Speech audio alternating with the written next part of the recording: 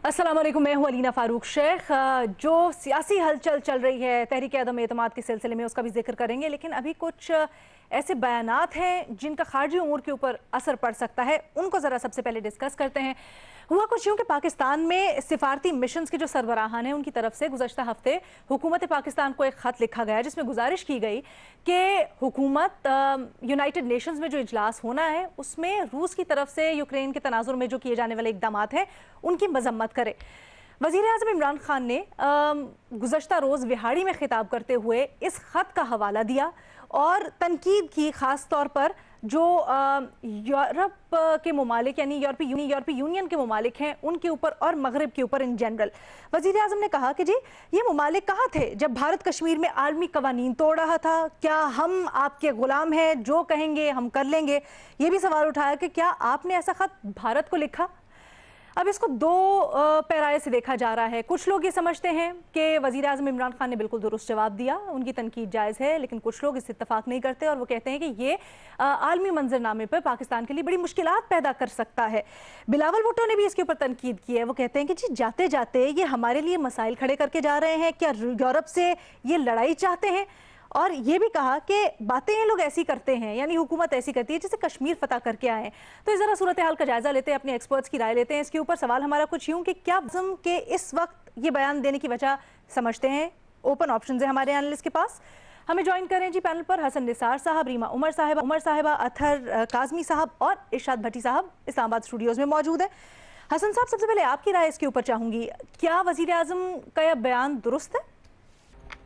देखें, ये डिप्लोमेसी वगैरह अपनी जगह पे, बयान तो 100% दुरुस्त है, इसमें गलत क्या है?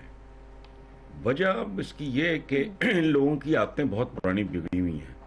Who are they to tell us what to do, what not to do, what to say, what not to say? कौन है वो? Aren't we a sovereign state? और जो कश्मीर का हवाला दिया वो भी ठीक है। जितनी बर्बरियत वहाँ हो रही है, मैं नहीं इस तरह इसराइल के मामलात, कश्मीर के मामले में मैं इस तरह की बात नहीं करता कभी, लेकिन कोई इंसानियत नाम की कोई चीज ही नहीं है। ये ग्लोबल विलेज है क्या है? ये ग्लोबल जोकर्स हैं। किधर है यूनाइटेड नेशन? ये सारे इदारे मखसूस कुव्वतों के आला कार हैं बेसिकली। तो शटअप कॉल गई है, ठीक है, कोई बात नहीं। और कौम में हिम्मत होनी चाहिए to face the consequences if there are any. बाइज्जत कौम है, हम जिंदा कौम है, चंगी जिंदा कौम है भाई। जल्द दिल करदा चपेट कट मारदा, ठीक किया है। कोई क़यामत नहीं आया करती। रीमा, हसन निसार, ठीक है, हाँ, अच्छा, रीमा, हसन निसार साहब समझते हैं शटअप कॉल देना बिल्कुल दुरुस्त है, ठीक किया है। क्या आपकी भी यही राय है? क्योंकि कुछ लोग तनकीद का भी निशाना बना रहे हैं, वक्त जगह कहते हैं मुनासिब नहीं है, फिर कहते हैं कि इसकी इम्प्लिकेशंस बहुत ज़्यादा हो सकती हैं। जी शुक्रिया अलीना। चलिए, अच्छी बात है आज हसन निसार साहब ने थोड़ी उम्मीद हमें दिलाई कि हमारी कौम एक जिंदा कौम है, बन सकती है। ये अच्छी बात है, वरना वो मायूसी की बात ही करते हैं कि नहीं हम तो किसी खाते में नहीं। तो अच्छी बात है, आई थिंक इसको अप्रिशिएट करना चाहिए। लेकिन मेरा ख्याल है ये तरीका कार दुरुस्त नहीं है, ये दिखाने का कि आप जिंदा कौम है। इसकी 3 वजूहात हैं। पहली तो ये अलीना, देखिए आपको एक लेटर लिखा गया, एक खत लिखा गया। अगर आपको उससे कोई मसला था, आप खत के जरिए ही जवाब देते, क्योंकि पाकिस्तान तनकीद ये कर रहा था कि ओपन लेटर जो है वो डिप्लोमेटिक तरीका नहीं है, सही डिप्लोमेसी नहीं है। तो क्या एक चार्ज क्राउड के सामने तकरीर में इस तरह की बात करके आपने डिप्लोमेटिक तरीका इस्तेमाल किया? मेरा नहीं ख्याल। तो मुझे सबसे पहली तशवीश जो है वो तो तरीकाकार पे। दूसरी अलीना, क्या आजादी ये है कि आप एक कैंप छोड़ के दूसरे कैंप में चले जाएं? मुझे तो ये नहीं लगता। मेरे लिए तो आजाद खारजा पॉलिसी वो होगी जो कि कोई प्रिंसिपल्स की जिसकी बुनियाद होगी, जो सही रास्ता जो है हमें वहां लेके जाएगी। इस वक्त रूस जो है वो यूक्रेन में अग्रेशन कर रहा है, बैनुल-अक़वामी कवानीन तोड़ रहा है और पाकिस्तान उसकी मजम्मत नहीं कर सकता। क्या जब कश्मीर का मामला हुआ तो पाकिस्तान ने इस तरह खत नहीं लिखे और ममालिक को कि आप भारत को जो है कंडेम करें? ये डिप्लोमेसी होती है, इसका एक तरीका कार है। इसका मतलब ये नहीं है कि जिन ममालिक को पाकिस्तान अप्रोच करता है कश्मीर के लिए या फलस्तीन के लिए, वो उन्हें अपना गुलाम समझता है। ठीक है, ये तो होता है, लेकिन पाकिस्तान, अब मुझे बताइए, रूस भारत का साथ क्यों देता है कश्मीर पे? अगर हम यूरोपियन यूनियन को कहते हैं आप भारत को कंडेम करें, तो हम रूस को क्यों नहीं कहते? क्योंकि रूस तो भारत का सबसे बड़ा एलाय है। उन्होंने कब कंडेम किया? यूरोपियन यूनियन में तो रीना फिर भी कुछ आवाजें उठती हैं, वहां डिबेट्स होती हैं, कुछ उनके जो पार्लियामेंट के मेंबरान हैं वो कंडेम करते हैं भारत को। रूस में करता है कोई? तो ये भी आप सोचिए कि आप अगर अपनी आजाद ये जो खारजा पॉलिसी है, इसके प्रिंसिपल्स क्या हैं? क्या प्रिंसिपल्स ये हैं कि आपका जो कॉज है, आपको फलस्तीन का कॉज, कश्मीर का कॉज हम सबके दिल के करीब है, लेकिन चीन में मुसलमानों के साथ क्या हो रहा है, यूक्रेन में क्या हो रहा है, उस पर हम बात नहीं करेंगे। और उन्होंने बात की वजीर आजम साहब ने कि जो 9/11 के बाद पाकिस्तान में हुआ, मुशर्रफ साहब का उन्होंने नाम नहीं लिया। वो हुकूमत कर रहे थे, वो डिक्टेटर थे पाकिस्तान में कई साल, ड्रोन हमले उनके वक्त पे हुए, उनका नाम नहीं लिया। तो ये कैसी आजाद खारजा पॉलिसी कि जो बनाता है आप उनका नाम नहीं लेते। इसमें भी आप कहते हैं कि पता नहीं क्या वजूहात हैं, करप्शन को जोड़ देते हैं साथ। तीसरी बात अलीना, प्रिंसिपल्स आप छोड़ दीजिए, तरीकाकार आप छोड़ दीजिए, क्या ये प्रैक्टिकल भी है पाकिस्तान के लिए? आप जो भी कहें, मुझे बताइए रूस ने पाकिस्तान को क्या दिया? क्या पाकिस्तान अपना जो एक पुराना एलाइज है उनके साथ ही ब्रिजेस जो है वो डिस्ट्रॉय करके या उनको कमजोर करके पाकिस्तान को क्या मिलेगा? अभी आप माजी थोड़ी हाल ही की बात कर लीजिए, कोविड के दौरान पाकिस्तान को चीन ने कितनी वैक्सीनेशन दी, यूएस ने कितनी दी, फ्री ऑफ कॉस्ट। आपकी बात बिल्कुल दुरुस्त, लेकिन दूसरी जानिब ठीक है, इसी चीज को मैं आगे लेके जाना चाहती हूँ। आपकी बात बिल्कुल दुरुस्त, लेकिन पाकिस्तान तो ये कह रहा है ना कि हम किसी कैंप में नहीं जा रहे हैं, और वो कह रहे हैं हम न्यूट्रल हैं, हम यूएस के साथ भी हैं, हम रशिया के साथ भी हैं, हम चाइना के साथ भी हैं, जहां पर हमारे मफादात हैं हम वहां पर हैं। अथर, जो रीमा ने अभी कहा, कि वाकई में ऐसा तासुर जा रहा है दुनिया को कि हम एक कैंप से निकल के दूसरे कैंप में जा रहे हैं? देखिए, इमरान खान साहब ने कोई ये तो नहीं कहा कि हम अमेरिका के साथ दुश्मनी चाहते हैं, उन्होंने ये कहा कि हम अच्छे ताल्लुकात चाहते हैं, लेकिन ये तासुर देना कि हम अपने मफाद को सामने रखते हुए कोई बयान भी ना दें। मगरबी जो ममालिक हैं वो किस किस्म की सफारतकारी करते हैं, कभी यूरोपीय पार्लियामेंट के अंदर पाकिस्तान के खिलाफ कोई करारदाद पेश कर देते हैं, कभी कोई प्रेस रिलीज जारी कर देते हैं, कभी मीडिया पे आके डू मोर का मुतालबा करते हैं। तो क्या हमारे पास ये हक नहीं है कि आगे से हम उनको जवाब दे सकें? इससे ये तासुर लेना कि जी हम किसी कैंप में चले गए या हमने खुदा न खास्ता अमेरिका को ललकार दिया या यूरोपीय यूनियन को ललकार दिया, ऐसी कोई बात नहीं है। हर मुल्क की ये ख्वाहिश होती है कि उसके मफादात का तहफ़्फ़ुज़ हो। खान साहब ने यहाँ पे बात की, अब मगरिब से ज़्यादा कुछ लोग जो पाकिस्तान में, उनको ये गुस्ताखी बर्दाश्त नहीं हो रही। बर्दाश्त इसलिए नहीं हो रही कि उनको आदत पड़ी हुई है कि हमेशा वो उनसे डिक्टेशन लेते हैं, और चाहे वो हमारी अपोजिशन के अंदर हो। आप किसी अपोजिशन का जमात का नाम ले लें जिन्होंने आज तक कभी किसी ऐसे मौजू के ऊपर बयान दिया हो जहां पे अमेरिका के ऊपर तनकीद की जाती हो या मगरिब के ऊपर तनकीद की गई हो।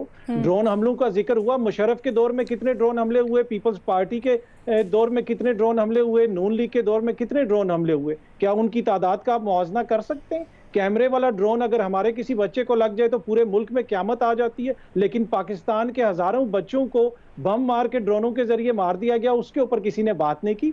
तो मगरिब के पास इतनी मॉरल अथॉरिटी नहीं है कि वो इंसानी हकूक के ऊपर पाकिस्तान को लेक्चर करे। लेकिन यहाँ पे इसका ये मतलब भी नहीं है कि हम अमेरिका से दुश्मनी चाहते हैं या हम यूरोपीय यूनियन से कट के रह जाएं। हमने इसी दुनिया के अंदर रहना है, तो हमें अगर अपना कोई न्यूट्रल किरदार अदा करना चाहते हैं तो उसका हमारे पास हक होना चाहिए।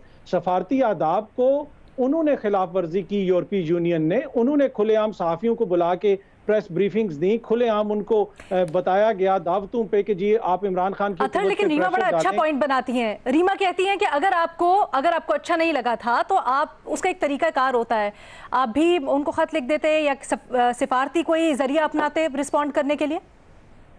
क्या उन्होंने सफारती जरिया अपनाया? जब उन्होंने इस तरीके से खुलेआम खत लिखा, फिर उसको मीडिया में भी जारी कर दिया, क्या उन्होंने सफारती आदाब का ख्याल रखा? तो हम क्या खानदाने गुलामा में से हैं कि नस्ल दर नस्ल जो वो कहते रहे चुप करके कबूल करते रहे? हमने कोई लड़ाई नहीं की, सिर्फ मुदबाना गुजारिश की है कि भाई जो आपका तरीकाकार है वो ठीक नहीं है, हम अपनी मर्जी के मुताबिक फैसला करेंगे। अब इसमें कौन सी गुस्ताखी हो गई है जो कुछ लोगों को बर्दाश्त नहीं हो रही? इसमें कौन सी गुस्ताखी हो गई है जो लोगों से बर्दाश्त नहीं हो रही? ये पॉइंट मैं जरा रीमा के पास लेके जाती हूँ, लेकिन भट्टी साहब पहले आपकी राय शामिल करना चाहूंगी। क्या समझते हैं, क्या दुरुस्त बयान था, वजीर आज़म ने जो कहा है वो ठीक है, या फिर मोहतात रहना चाहिए था, थोड़ा मजीद प्रॉब्लम्स हमारे लिए हो सकती हैं? देखिए मैडम शेख, सबसे पहले तो इस बात पे कर लेते हैं कि ये बयान देने की वजह क्यों पेश आई वज़ीर आज़म साहब को। मेरे ख्याल में इसकी कई वजूहात हैं जी। पहली वजह वही है कि वज़ीर आज़म साहब का वही जज्बा, वही स्टैंस, वही ख्याली जन्नत कि जो उन्होंने दाद समेटी अमेरिका को एब्सोल्युटली नॉट कहकर, पराई जंगें अब हम नहीं लड़ेंगे वगैरह वगैरह, और अब कि हम आपके ग़ुलाम नहीं हैं, हम बराबरी की सतह पर ताल्लुकात चाहते हैं। ये उसी की कंटिन्यूटी है। दूसरी वजह वज़ीर आज़म साहब का अंदरूनी सियासी हालात को सामने रख कर वो एक केस बिल्ड कर रहे हैं कि अगर फॉर एग्ज़ाम्पल अदम एतमाद तहरीक कामयाब हो जाती है तो वो वज़ीर आज़म साहब कहेंगे कि मैंने पहली मरतबा अमेरिका को जवाब दिया, मैं पहली मरतबा यूरोप अमेरिका को छोड़कर रूस गया, मैंने पहली मरतबा ये खड़ा होने की कोशिश की, तो मेरे ये अपोजिशन के पीछे आलमी ताकतें खड़ी हो गई और मुझे हटा दिया गया वक्त से पहले, और FATF और ये सारा वगैरह ये मुझ पे मुसल्लत कर दिया गया।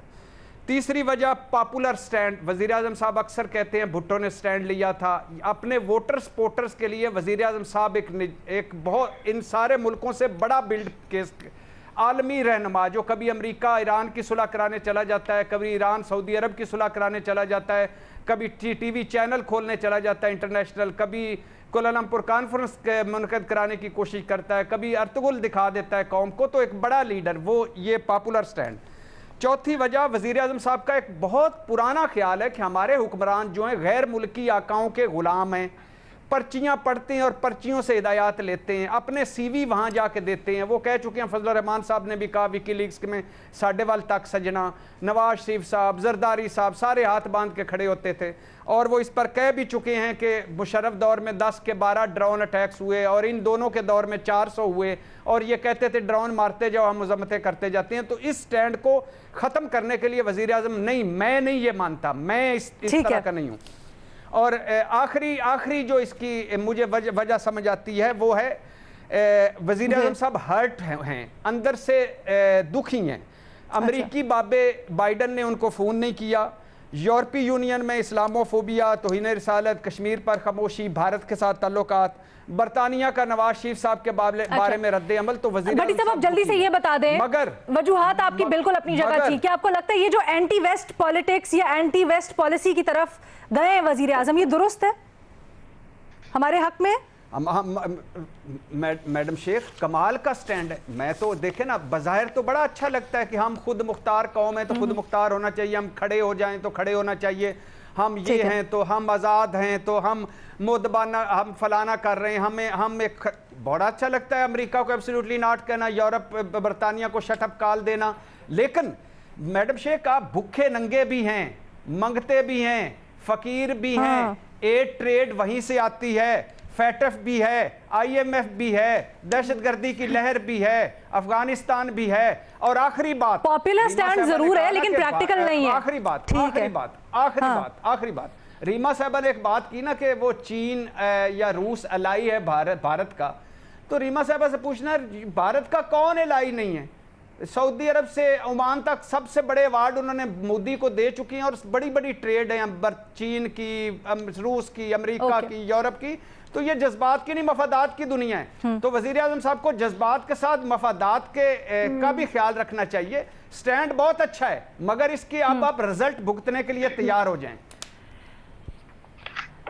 हसन निसार साहब, भट्टी साहब, रीमा तकरीबन एक ही बात करते हैं, आप जवाब दीजिए, फिर मैं रीमा ने इससे पहले भी पॉइंट्स उठाए, मैं फिर उसके पास वापस जाऊंगी। वो कहते हैं ऐसे तासुर जा रहे हैं जैसे हम एक कैंप से उठ के दूसरे। एक सेकंड जी बात जो कर रहे हैं ये रीमा और भट्टी साहब जुज़वी तौर पे दुरुस्त है, लेकिन ये जिंदगी नहीं है।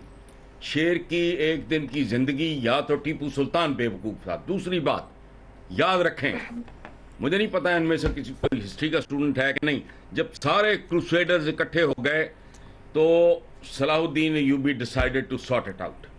उसके तमाम एडवाइजर्स ने वही कहा जो मैं ये सुन रहा हूं तकरीरें। उसने कहा बात सुनो, जो तुम कह रहे हो 100% ठीक है कि हमें ये डंग टपा देना चाहिए, लेकिन और मुझे बताओ मैं इनको अकेला अकेला कहां ढूंढूंगा? अब हम या बावकार तरीके से जिएंगे या नहीं जिएंगे। Enough is enough. ये सारी लॉजिक बहुत कॉमन है, ये बीइंग प्रैक्टिकल, ये प्रैग्मेटिज्म बहुत अच्छा है। अच्छा, ये जो मंडी में फिर रहे हैं गदागर, ये भी प्रैक्टिकल है, भूखे नंगे हैं, सड़क पे काम कुम नहीं करते। मैं कहता हूं एक दफा इंतहा हो जाए, यहां कौम को भी चपेट पड़ जाए एक आध, कि नारे नारे नहीं होते, नारे मारो तो फेस करना सीखो। और कौन सी रीमा से जवाब ले लेते। रीमा, करोड़ों बच्चा स्कूलों से अतहर ने भी पहले आपकी तरफ कुछ सवाल छोड़े, हसन निसार साहब भी। रीमा अलीना, पहली बात तो ये कि पाकिस्तान में मैं हिस्ट्री का हवाला दे रहा हूँ, सवाल नहीं छोड़ रहा। जी हसन साहब, आगे आपका पॉइंट। अलीना देखिए, आप कोई बात करते हैं पाकिस्तान में, अगर वो एक पॉपुलिस्ट स्टैंड के या एक स्टेटस को के खिलाफ जाती है तो आप पे पहला इल्जाम ये लगता है कि पता नहीं आपके क्या मफादात हैं जो आप ये बात कर रहे हैं। ऐसा नहीं होता, कुछ लोग हैं जो असूल के ऊपर बात करते हैं, तो इस तरह उन पे पर्सनल मेरा नहीं ख्याल करनी चाहिए बात कि वो क्यों वजीर आजम साहब पे जो तनकीद हो रही है, बहुत से लोग प्रिंसिपल बुनियाद पे कर रहे हैं, प्रैग्मेटिक बुनियाद पे कर रहे हैं, तो उसको अपॉर्चुनिज्म या मफादात किसी के कहाँ है उससे नहीं जोड़ना चाहिए। दूसरी चीज देखिए अलीना, पाकिस्तान को GSP+ स्टेटस मिला हुआ है, क्या हमें सबको ये मालूम है? हमें ट्रेड इंसेंटिव्स मिलते हैं बहुत बड़े हर साल, और वो हमें दिया है यूरोपियन यूनियन ने। उसके कुछ कंडीशंस हैं, उसमें एक है बैनुल अक़वामी कवानीन पे अमल दरामद।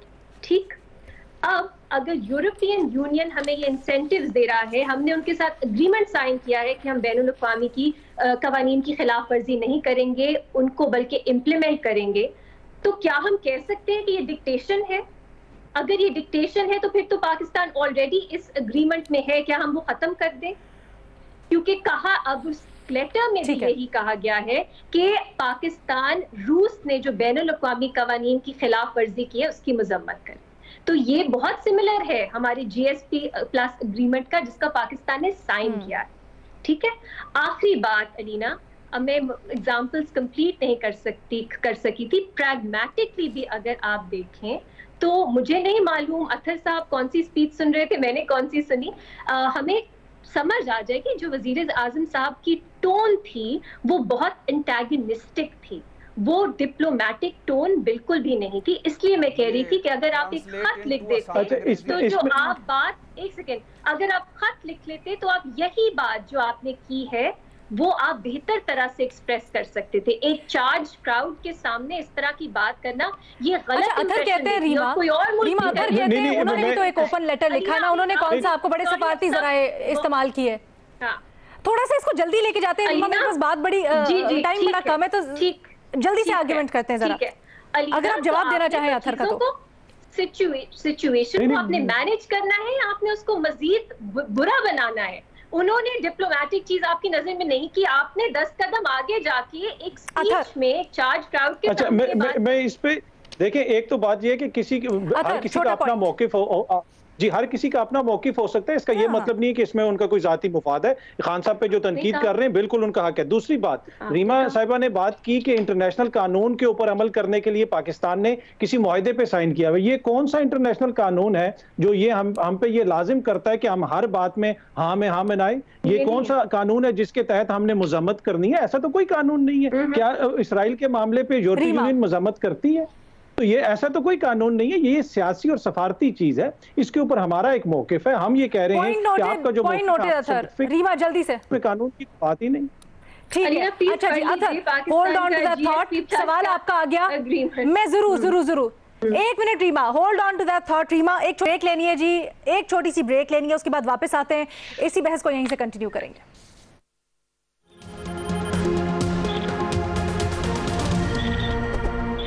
वज़ीर आज़म इमरान खान ने कल यूरोपीय यूनियन से मुतल्लिक जो सख्त रवैया अपनाया है तकरीर के दौरान, उसके ऊपर हम बात कर रहे हैं, दोहराया आ रही है हमारे पैनल के ऊपर। रीमा, आपका पॉइंट पहले लेना चाहूंगी, जिस तरह से अभी ब्रेक पे जाने से पहले अतहर पॉइंट उठा रहे थे। वो कहते हैं कि पूरी दुनिया का एक मुनाफिकाना रवैया है, उसके ऊपर अगर बोल दिया तो क्या गलत किया?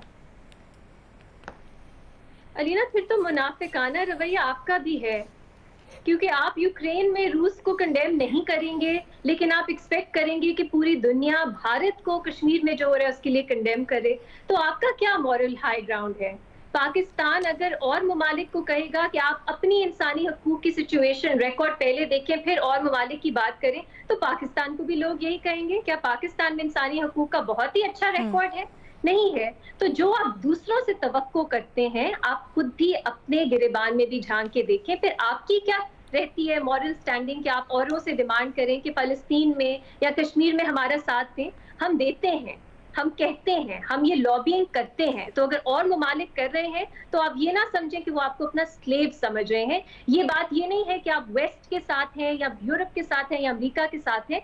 आप यूक्रेन में रूस की जो बर्बरियत है उसको कंडेम कर रहे हैं। क्यों नहीं कर सकते आप? मुझे तो ये बात नहीं समझ आती। और आखिरी पॉइंट छोटा सा अलीना, रूस और चीन जो है, हम अपने लोगों को ये सुनहरे ख्वाब ना दिखाएं कि वो पाकिस्तान को पता नहीं किस तरह इज्जत से ट्रीट करेंगे।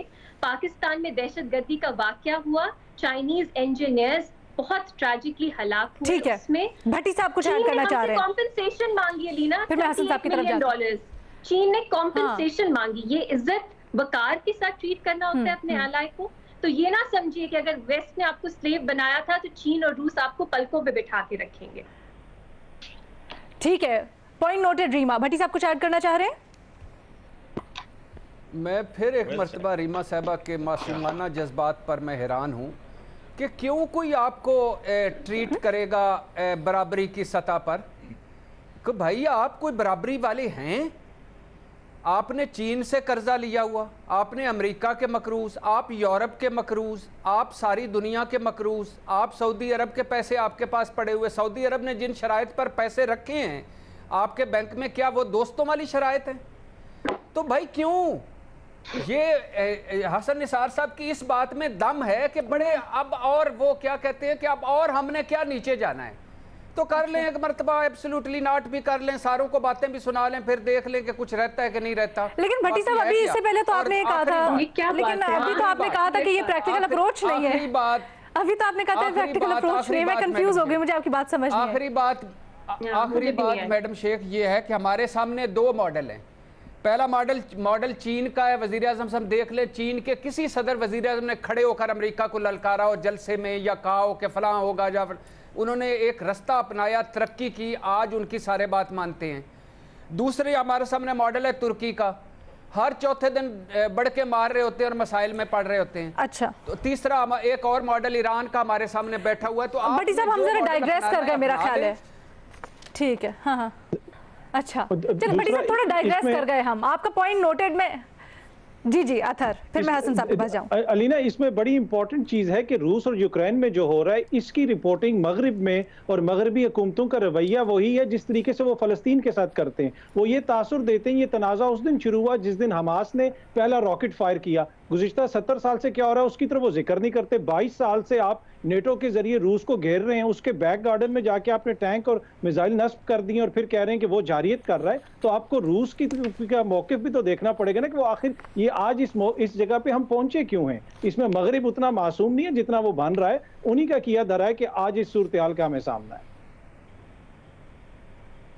हसन निसार साहब, देखें, रीमा ने जो एक बात की है वो बड़ी बुनियादी बात है, और मैं इस पे मेरा ख्याल है को 50 कॉलम्स लिख चुका हूँ कि भाई मुल्कों के दरमियान बराबरी बरूबरी नहीं होती, औकात के मुताबिक डील किया जाता है आपको, और अगर आप खड़े हो जाएं तो फिर खड़े हो जाएं। मैंने 20 बार ये लिखा है, ये कोई रोमियो जूलियट का, कोई शीरी फरहाद का केस नहीं है। ये कोल्ड ब्लडेड एक ऑपरेशन होता है, वरना मुसलमानों की पूरी तारीख उठा के अपनी देख लो, किसी ने किसी की गर्दन स्पेयर ही नहीं की। भाइयों के साथ ये इसलिए छोड़ेंगे, बराबरी बरूबरी कत्ल नहीं, माइट इज राइट। यही कायनात का और कुदरत का बुनियादी उसूल है।